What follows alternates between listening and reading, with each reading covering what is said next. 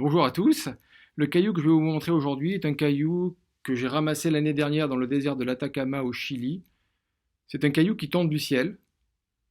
C'est le caillou le plus vieux que l'on peut trouver à la surface de la Terre. Vous l'avez peut-être déjà deviné. C'est un caillou qu'on vous a déjà montré d'ailleurs dans des épisodes précédents des cailloux confinés. C'est ce que l'on appelle une météorite et une météorite primitive que l'on appelle une chondrite. Voilà l'échantillon.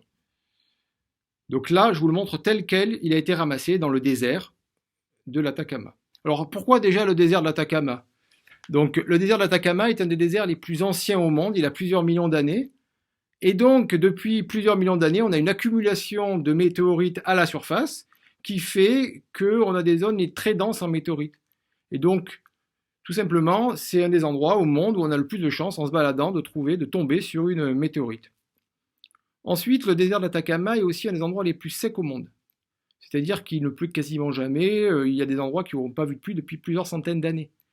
Et donc, pour des échantillons tels que celui-là, si on veut pouvoir étudier scientifiquement l'échantillon et comprendre sa composition et ce que ça peut nous informer sur la formation de la Terre ou du système solaire, donc on veut éviter que l'échantillon ait été modifié par de la pluie terrestre. Et donc, un endroit qui est sec est très avantageux. Donc, je vous montre le caillou de plus près. Donc, comment reconnaître un caillou tel que celui-là dans le désert? Vous voyez, il n'est pas très très joli, hein, c'est pas un caillou qui est très esthétique.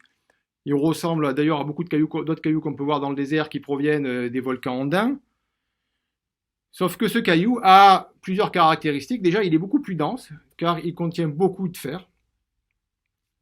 Il a aussi une croûte de fusion qui n'est pas très très belle sur celui-ci, qui est cette zone noircie ici, qui provient de la fusion de la surface de l'astéroïde lors de l'entrée et de son passage à travers l'atmosphère terrestre.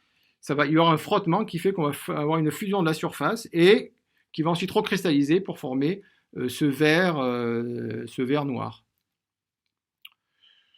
Donc, si on coupait l'échantillon, on verrait dedans ce qu'on appelle des combres, qui donnent le nom à l'échantillon. Les combres sont des petites billes silicatées qui sont parmi les tout premiers solides à se former dans le système solaire. Et si on allait dater ces combres, on verrait que ces combres, ils ont 4,5 milliards d'années, qui est l'âge qu'on a dû vous apprendre à l'école pour la Terre. En fait, quand on dit que la Terre a 4,5 milliards d'années ou 4,56 milliards d'années, c'est en fait l'âge de ces plus vieux solides qu'on peut trouver à l'intérieur de cette météorite. Car en effet, sur Terre, le fait qu'il y ait des processus tectoniques a fait qu'on a perdu la mémoire des 500 premiers millions d'années de la Terre.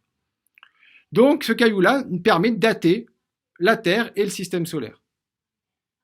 Il permet aussi de voir ce qui s'est passé avant, car à l'intérieur de ce caillou, on va trouver des tout petits grains, qui sont ce qu'on appelle des grains présolaires, c'est-à-dire présolaires qui sont plus anciens que notre Soleil, qui sont des grains qui ont été formés dans des étoiles plus anciennes que notre système solaire. En fait, tous les éléments qu'on retrouve sur Terre, dans le système solaire, sont des éléments qui ont été formés par ce qu'on appelle nucléosynthèse stellaire, mis à part l'hydrogène et l'hélium, et cette nucléosynthèse s'est produite dans des étoiles, dans des générations d'étoiles plus anciennes que la Terre.